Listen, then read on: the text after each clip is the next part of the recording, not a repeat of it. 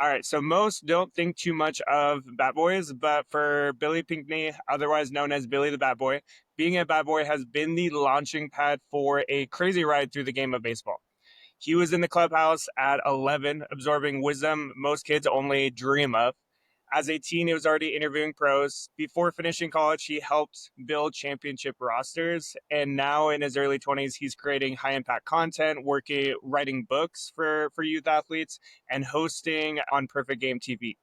Billy's not just a storyteller, though. He's someone who really unpacks the key things that athletes need to know and need to hear.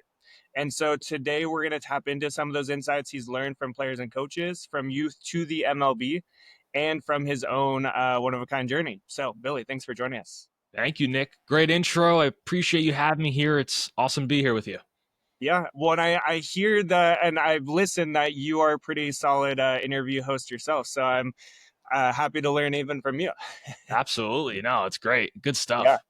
So let's start with your journey because again, it's a very unique journey. So like, what drove you as an 11-year-old to become a bat boy, and then to even start interviewing players just as a teenager? Like, was it some sort of vision you had? Like, what was it internally that did that?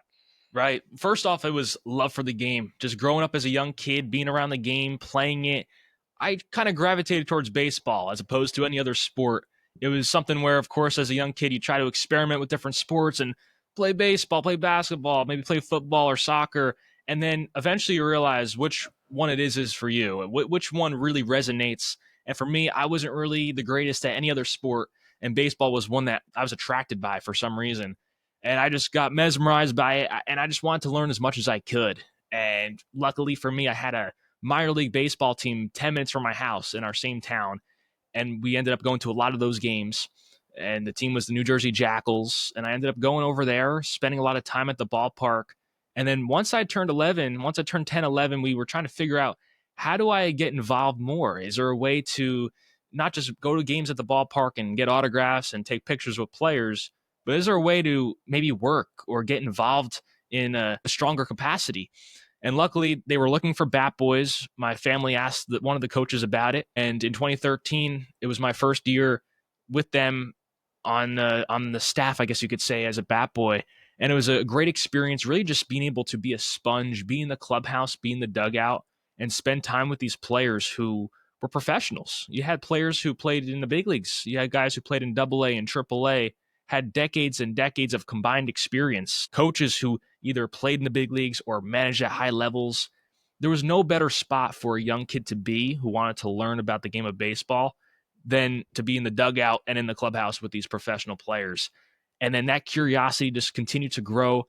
I wanted to be the first one there. I wanted to be there every day. And as a bat boy, you had a schedule of what games you were working and what games you were off. And no matter what, even if I was working or not working, I wanted to be there early each game. And if I didn't work that game, I'd still hang out in the ballpark and just soak in the atmosphere. And that was the really special part about it. No one was forcing me to do it. I just wanted to be there. And when you want to be in that environment and when you're driven to just want to be around those people, around those professionals, good things are going to come from it. You're going to observe a lot. You're going to soak a lot in. And that ultimately sparked the interest to work in sports media and say, hey, I got these players around me. They're great guys. Why not pretty much take this to another level and ask to do an interview? Let's talk to them. Let's ask them questions. And that really just sparked the interest in interviewing and capturing content. And then that's grown and evolved since. Yeah, that's awesome. And it's like something that's unique about you is, again, it's you use that vision and you use that interest and you took it towards the media route, but it's like the work that you've put in. Like, I mean, people see all the content, the books, all the things, but it's like, it's just like with athletes, you don't see the behind the scenes. So like, what does that behind the scenes look like over the last 5-10 years that you've really been, because I know it's probably been a lot of freaking work. Sure, it is. And obviously, like you just said, what you see is the highlight reel. What you see is on social media, hanging out with players or going to different events or games. But what you don't see are the trade offs, are the sacrifices that you have to make. For me, every single year in the summer, when a lot of kids were out hanging out or hanging around, going out, especially as you got older, A lot of people went down the shore, went to go party and everything. I was at the ballpark. I was working. I was around these players and just and grinding at this. It was a lot of fun, but at the end of the day, I felt like there was a purpose for me there. I felt like I was put there for a reason. I was meant to be in that situation, and it wasn't something where I wasn't really sure what to do with my life. Like I had sort of a direction, and I knew that even though this is a little bit different than the decisions that other kids my age are making, this is going to separate me, especially as we move forward. This is going to give me an advantage. And this is something I truly enjoy. It wasn't like I was forced to be there, like I said earlier. So there are sacrifices. You're going to have to make decisions that are different than other people. And a lot of times those are unpopular decisions. You have to make those unpopular decisions that not many people are willing to make if you want to do something incredible one day. And luckily now I'm starting to reap the rewards and see those sacrifices pay off nowadays. But back then, you really don't know how things are going to play out. But you know that the example of these players who are grinding each day rub off on you. And I had so many players each season, 25 older brothers, essentially. I'm an only child, so I had all those guys each summer to encourage me, to tell me to keep going, keep being around this environment, keep pushing through. And that's what helps you as you get older. You surround yourself with the right people. Yes, there are going to be challenging moments and times where you don't know how exactly things are going to work out. But these players were definitely inspiring too throughout my journey. And that's what it's about. You have to surround yourself with the right people. Yeah, dude, that's so good. Like I mean, that's one thing that we talk about a lot. We hear about a lot is like you're the average of the five people you spend the most Yeah. time with. There's all the different quotes around it, but it's like yeah, like how can you consume all this? And that's why I wanted to have you on the podcast too. Is like you have been able to through all of this time absorb so much information from athletes and coaches to really learn from. What would you say are some of the biggest things that you have learned from specifically the athletes that you've either interviewed, talked to from, youth to the pros? Yeah. Well, there's no escaping the hard work. There's definitely not a shortcut that you can take. Maybe in the short term, you're able to cut corners a little bit, but you're going to be exposed. You will be exposed as you move forward here.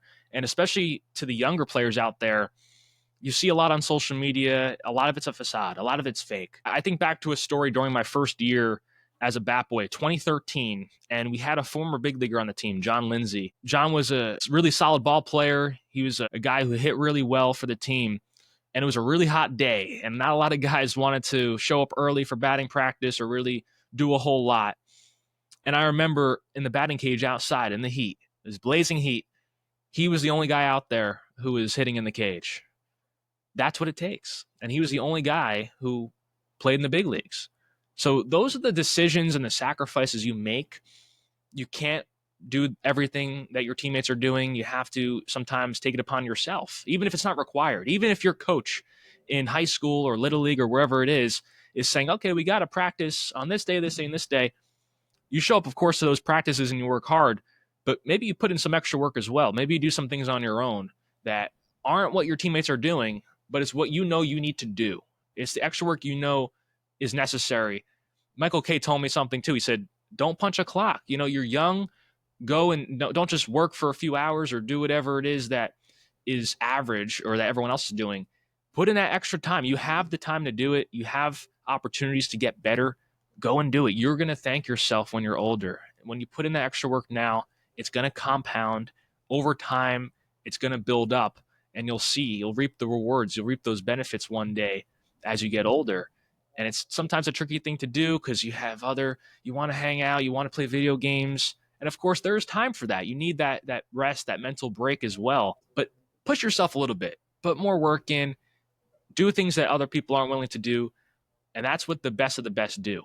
You don't always see it because they don't post it all the time, but that's what they're doing. Yeah. Well, and it's like what you were just mentioning too before that about, you have this love for baseball, and for these athletes, they have a love for their sport. And for that, like if you have this love for what you want to do, if you have this vision, then it's like, okay, well, like let's put in that work. Let's actually give you the best opportunity to, because most players are like, I want to play this as long as possible. It's like, okay, well then do the extra work that, not the 97% or whatever won't do. So Right. yeah. That the vision that you have has to also correlate with the work that you're putting in. You can't just say wish upon a star that, oh, I want to accomplish this big objective, this dream that I have. But if your work that you're putting in doesn't match up to that kind of dream, what's the point? You have to make those decisions and then actually go and execute and put that work in and that time in. Not a lot of people are willing to do it. And a lot of people have great ideas, great visions, and have a mission. But when it comes down to it, they really don't have what it takes inside to go and execute. And that's the difference between a lot of people who are average and a lot of people who are really successful and actually follow through with whatever they said they want to do.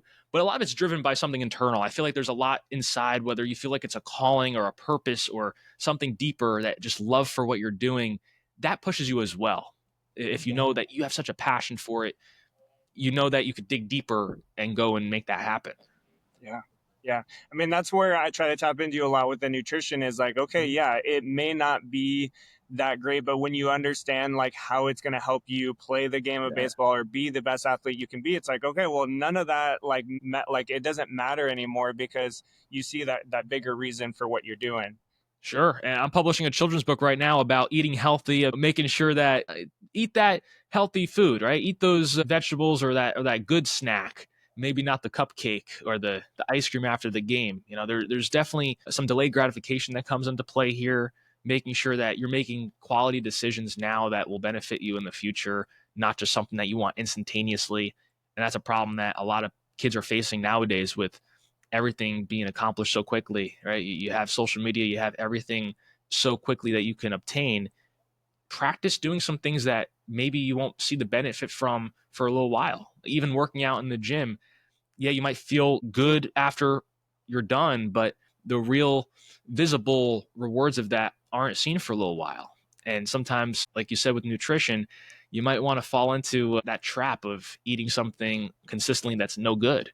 And it's a tricky thing, but if you stay disciplined and you stay consistent, great things happen no matter what the habit is. If it's a good habit and you stick with it, good things are going to come from it.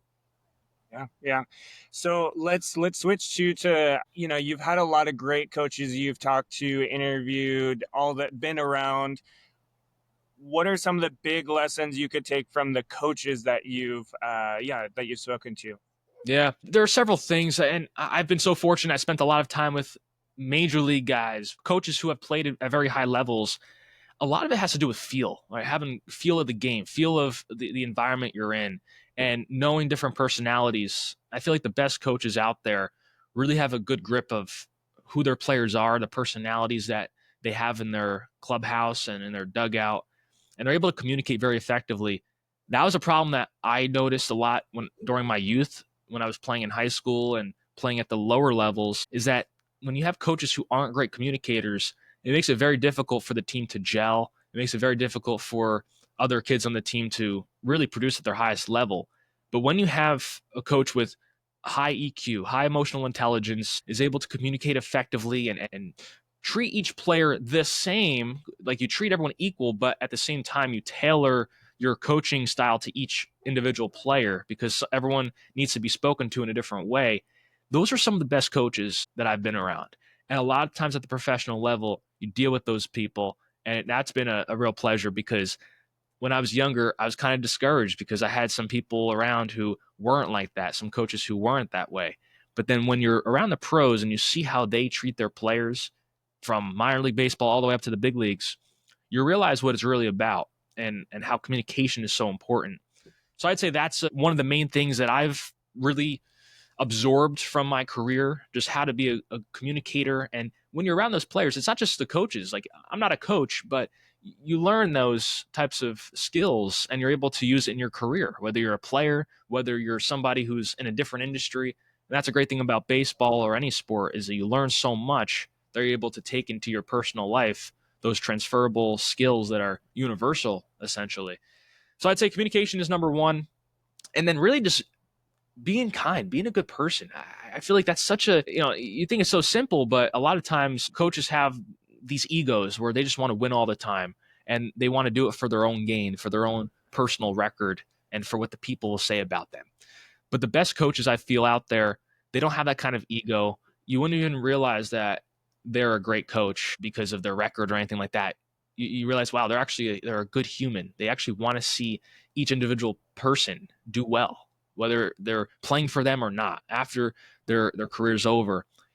And one thing I also observed is that when you keep in contact with a coach, you know that they had an impact on you. I feel like when I think back to whether it's players or coaches I've worked with over the past decade, I try to keep in touch with a lot of them. And that says something. That says that they had an impact on you.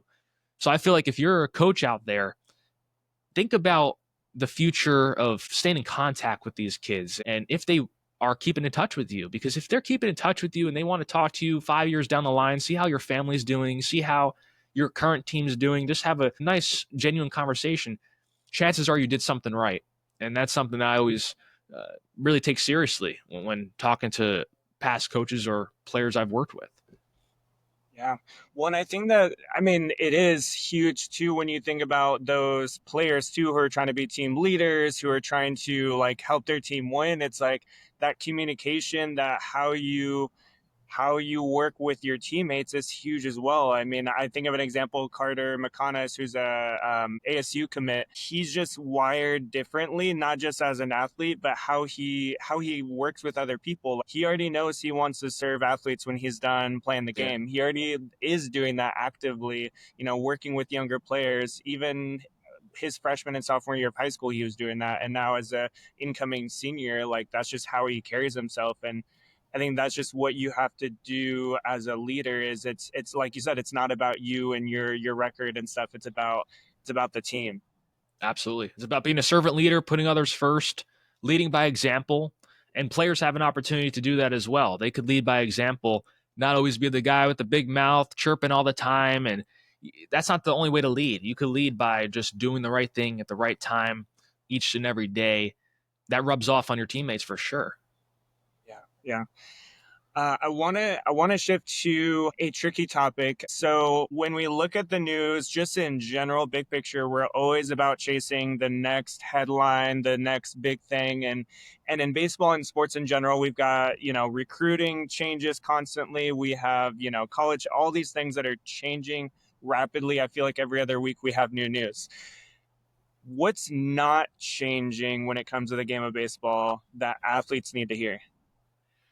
I would say the fundamentals. You gotta just be fundamentally sound. And I was talking to some of my friends yesterday about it, how you look at the big leagues, the highest level, and you see players who just can't get the fundamentals down. It's crazy to see. You would never have expected this to happen a decade or two ago, where there's a lot of low IQ athletes, it seems like. You gotta know what to do in certain situations, whether it's base running, for example, whether it's fielding, where to go in certain situations. I feel like the fundamentals are always something that will be something that can push a team forward and also expose a team if you don't have them figured out.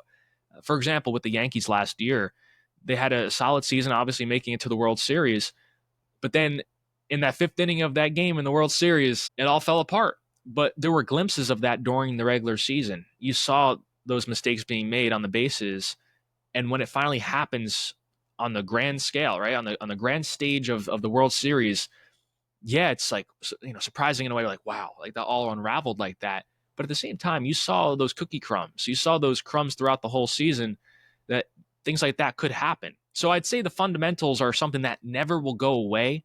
You got to be able to show up, put in that work, those reps. We see it every game. Players go in and they hit BP, simple stuff. They hit off the tee in the cage. These are the little things that you learned as a young player. And every sport has those types of fundamentals in some way. So I'd say really focus on that. There's always going to be a lot of noise when it comes to NIL and these other settlements and the transfer portal, all these things. Those will always be some things that happen, and you have to adjust. You have to adapt to those situations. But I'd say focus, if you're an athlete in general, on the things that are within your control, the things that you can do every day to become a better player mentally, the mental strength that you can really just grow in and strengthen as you become an athlete, because that's an underrated skill that a lot of athletes always need to work on. It's not something you achieve and it's over. You have to always work on that. And a lot of times too, a lot of times if you run out of time, if there's some time where, I'm busy today, I don't really have time to do a whole lot, what should I focus on? A lot of times, one of the first things off of that list that are written off is the mental training. Are those mental rehearsals in your mind, that imagery, that visualization? So it's spending time on those things that will really help you as a player are crucial, and they're never going to go away.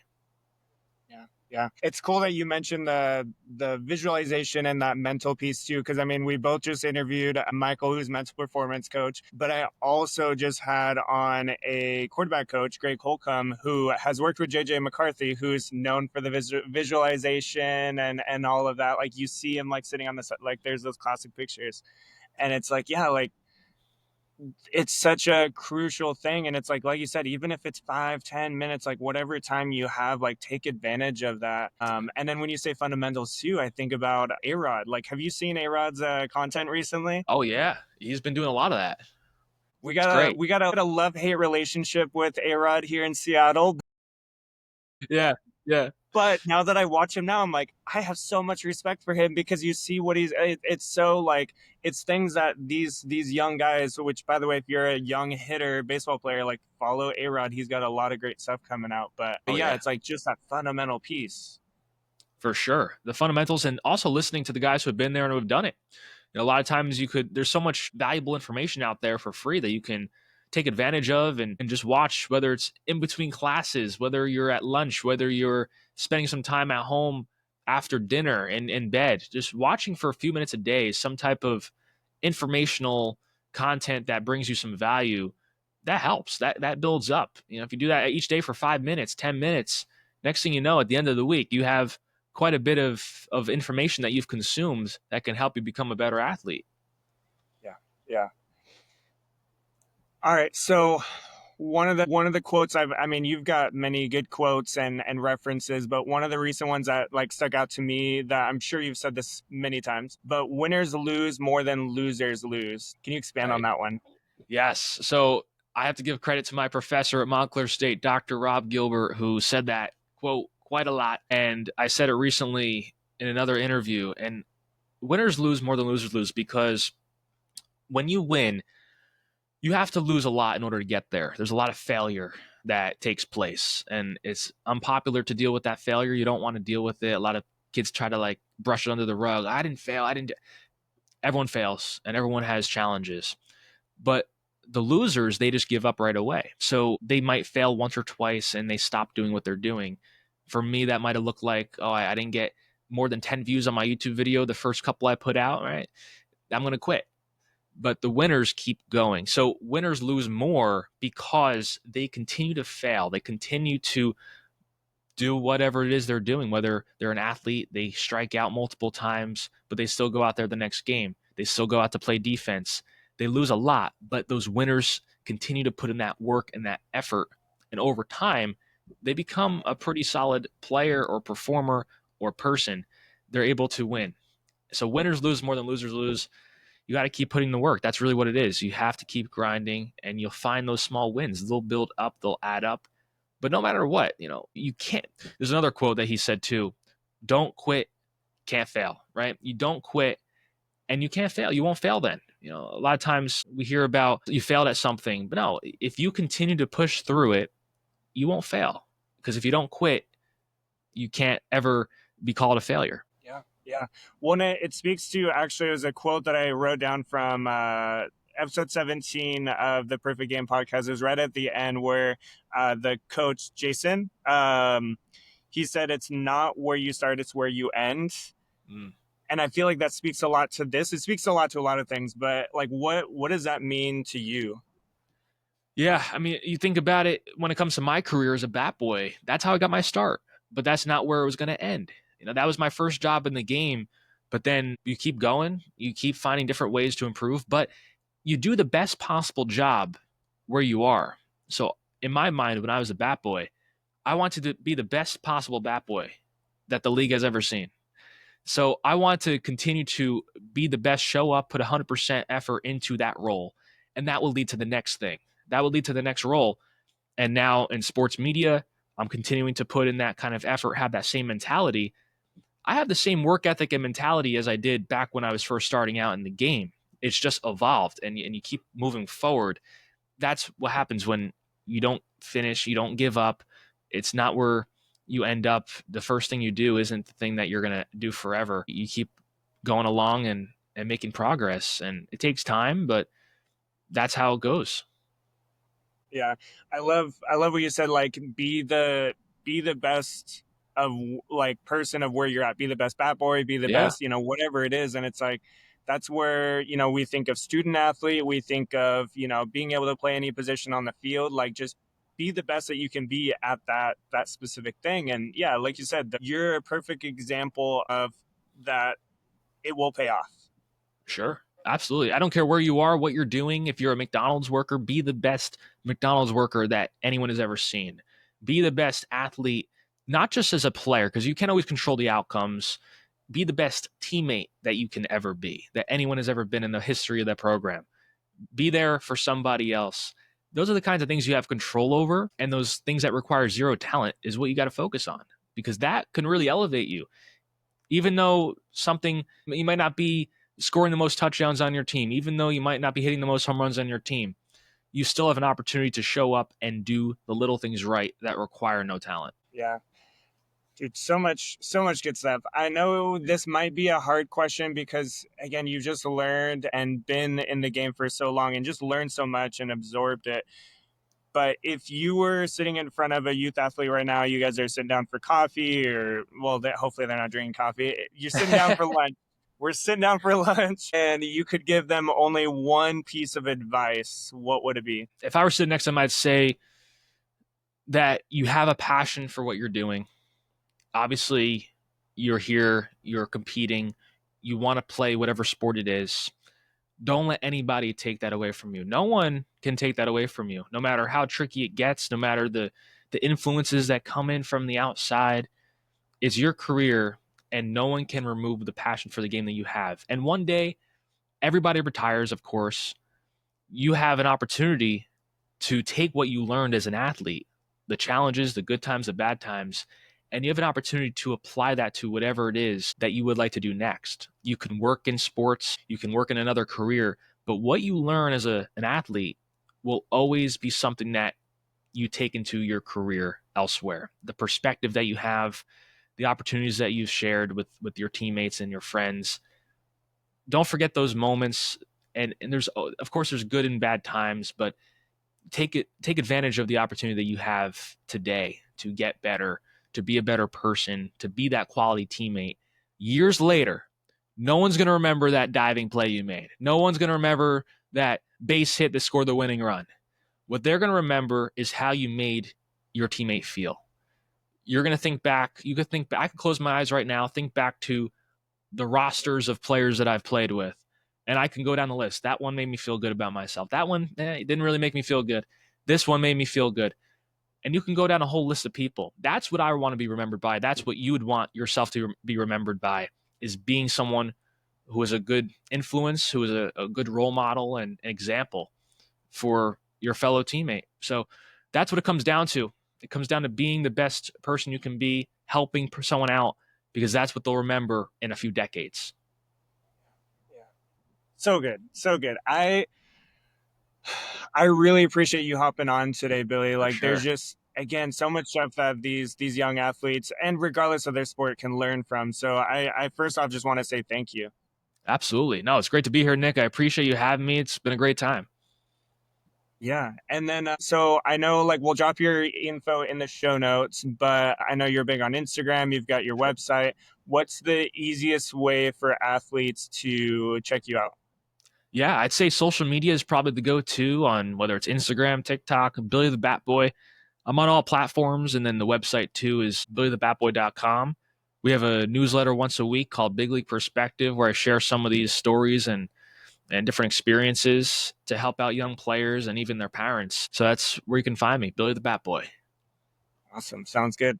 Well, athletes, like, again, if you love it, then do not give up on it. Like, continue to put in that work and like use that love for what you do to keep you going. And to wrap up, as we always do, keep striving for greatness.